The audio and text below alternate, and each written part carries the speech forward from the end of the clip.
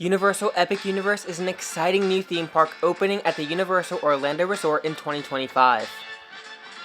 The park is being built a couple of miles south from the already existing theme parks and hotels at the resort. And with 5 amazing themed worlds, Celestial Park, Super Nintendo World, Dark Universe, the Wizarding World of Harry Potter and Ministry of Magic, and How to Train Your Dragon Isle of Berk, there is so much in store in this theme park. So today, let's discuss every single ride that you'll be able to find in Universal Epic Universe.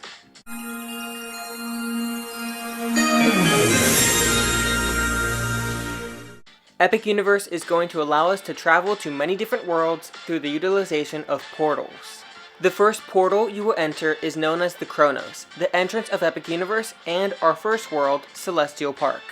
Celestial Park is home to 3 attractions, with 2 of them being ride-through attractions. Our first ride is Constellation Carousel. Constellation Carousel allows you to ride your very own constellation as you move 360 degrees and 6 feet in the air. Constellation Carousel is perfect for everybody in the family as there is no height requirement to ride. I'm so excited to ride this beautiful looking attraction next year. But now, let's move on to something more thrilling. Stardust Racers will be an exciting dual-track racing coaster in Celestial Park that will allow you to ride on your very own Comet. Stardust Racers will have a top speed of 62 miles an hour, reach heights of up to 133 feet along 5,000 feet of track. And just recently, the Ride Guys shared a first look into Stardust Racers showing just how amazing this coaster is gonna be. Stardust Racers will have a minimum height requirement of 48 inches. Our next portal takes us into How to Train Your Dragon Isle of Berk. Here, guests can visit the Isle of Berk, where humans and dragons live in harmony. This world will have 3 exciting rides and 1 stage show. Our first ride here is Hiccup's Wing Gliders. On this ride, we get to board one of Hiccup's latest contraptions, which lets us see what it's like to ride on a dragon. Hiccup's Wing Gliders will offer some fantastic views of the world and is sure to be a hit with everyone in the family. Hiccup's Wing Gliders will have a minimum height requirement of 40 inches. Our next ride is Dragon Racers Rally. Dragon Racers Rally will let you practice your dragon racing skills and will let you flip upside down as many times as you want. Dragon Racers Rally looks like it's going to offer some pretty amazing views of Isle of Berk. Dragon Racers Rally will have a minimum height requirement of 48 inches. The third ride in How to Train Your Dragon Isle of Berk is Fire Drill. Fire Drill lets you shoot a water cannon at both targets and at other riders, and it will leave you absolutely soaked. Fire Drill does not have a minimum height requirement, which makes it another great attraction for everybody in the family. And although it's not a ride, I can't leave Isle of Berk without discussing the Untrainable Dragon, which is going to be an amazing live stage show. This show is sure to be a hit when it opens next year, and I'm so excited to see it in person. Now, let's move on to our next world. Now, let's jump into our next portal, which will take us to Super Nintendo World. Super Nintendo World will feature 3 rides spread across 2 distinct sections, Super Mario Land and Donkey Kong Country. Starting in Super Mario Land, we have Mario Kart Bowser's Challenge. This is an innovative interactive attraction which allows you to race in Mario Kart in real life while shooting Koopa shells and collecting coins all along the way. Mario Kart Bowser's Challenge will have a minimum height requirement of 40 inches. Our second ride in Super Nintendo World is Yoshi's Adventure, which is a family-friendly ride-through attraction that takes you on a quest to find colorful glowing eggs.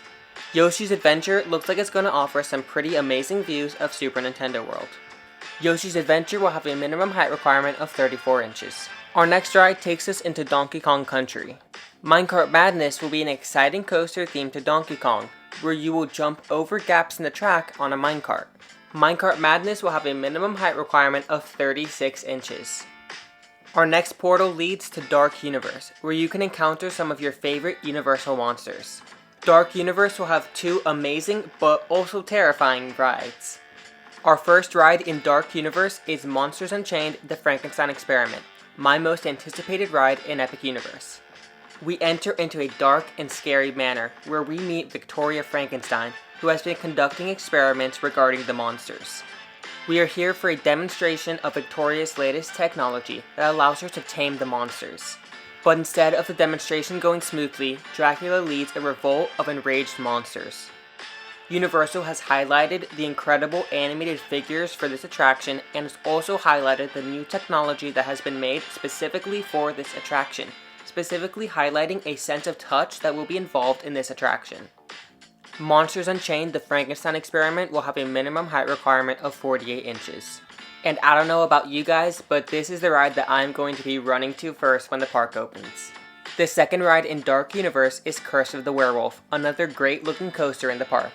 Maliva, the leader of the Guild of Mystics, warns us of the werewolves, and we are therefore sent on a high-speed chase trying to escape them. Curse of the Werewolf will last over 2 minutes, reach a top speed of 37 miles an hour, and have a minimum height requirement of 40 inches. Our last portal in Epic Universe takes us to the Wizarding World of Harry Potter: Ministry of Magic.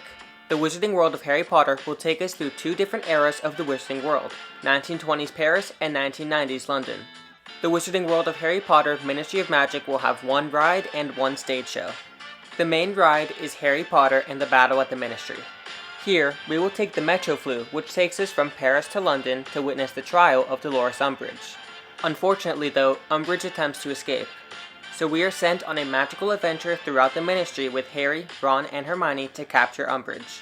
Guests will move in all sorts of different directions as they try to capture Umbridge, dodge Death Eaters, and escape some magical creatures. Harry Potter and the Battle at the Ministry will have a minimum height requirement of 40 inches. And just like with How to Train Your Dragon Isle of Berk, I can't leave the Wizarding World of Harry Potter: Ministry of Magic without briefly talking about Le Cirque Arcanu, the world's main stage show. This is the first indoor live stage show in any of Universal's Wizarding World lands, so it's going to be really exciting when it opens with the park next year. And just like that, there was every single ride and a couple of stage shows that are going to be in Universal Epic Universe. I wanted to briefly thank everybody who has or is currently working on this park to make it a reality. This park is going to be amazing and we're all so excited to see all your amazing work. And I want to thank you all for watching this video. Leave a like on the video, subscribe to the channel, and leave a comment letting me know what ride you are most excited for in Epic Universe. I'll see you all next time.